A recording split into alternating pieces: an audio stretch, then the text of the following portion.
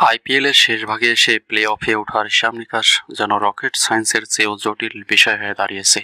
যেমন লখনৌ সুপার জায়ান্টসের বিপক্ষে প্রায় অসম্ভব গাণিতিক সমীকরণ মেলাতে মাঠে নেমেছিল দিল্লি ক্যাপিটালস। প্লে অফে খেলার আশা বাঁচিয়ে রাখতে হলে লখনৌকে কমপক্ষে 96 রানে হারাতে হতো দিল্লিকে। এরপর লিগ পর্বের শেষ 2 ম্যাচে সানরাইজার্স হায়দ্রাবাদের অমঙ্গল কামনা করতে হতো। ঘরের মাঠে অরুণ জেটলি স্টেডিয়ামে মৌসুমে নিজেদের শেষ ম্যাচে ঋষভ পন্থের দিল্লি জিতেছে ঠিকই, কিন্তু ব্যবধানটা 19 রানে। দিল্লির তো 209 রানের লক্ষ্য তাড়া করতে নেমে লখনৌ সুপার থেমেছে 189 রানে।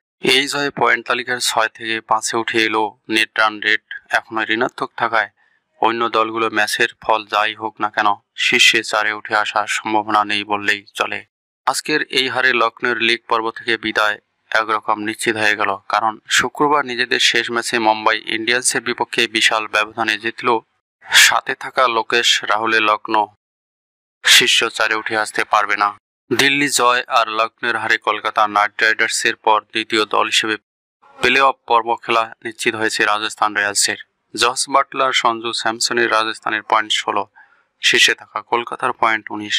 আজকের ম্যাচের পর শুধু চেন্নাই সুপার কিংস ও সানরাইজার্স হায়দ্রাবাদের 16 পয়েন্ট পাওয়ার সম্ভাবনা আছে। তার মানে 4 দলের বেশি 16 পয়েন্ট অর্জনের সম্ভাবনা না থাকায় 2 ম্যাচ বাকি রেখে শেষ 4 নিশ্চিত হলো রাজস্থানের। নিজেদের সর্বশেষ ম্যাচে হায়দ্রাবাদের কাছে বাজেভাবে হারের পর মালিক পক্ষের যোগাযোগ শোনার লখনৌ অধিনায়ক রাহুল আজ টস জিতে দিল্লিকে ব্যাটিংয়ে পাঠিয়েছিলেন। অস্ট্রেলিয়ান তরুণ প্রতিভা জেক ফ্রেজার মার্গাককে ম্যাচের দ্বিতীয় বলে আউট দারুণ কিছুর আভাস দিয়েছিলেন লখনৌর পেসার আরশাদ খান। হাল না ছাড়ার মানসিকতা নিয়ে ব্যাটিংয়ে নামা বোলার আরশাদ এরপরও লখনৌর জয়ে ক্ষীণ সম্ভাবনা সৃষ্টি করেছিলেন।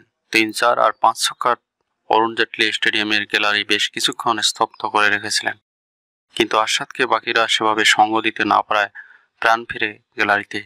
শেষ পর্যন্ত 58 রানে অপরাজিত থাকেন আরশাদ, কিন্তু দল হেরে যাওয়ায় তার বীরত্ব বৃথা যায়।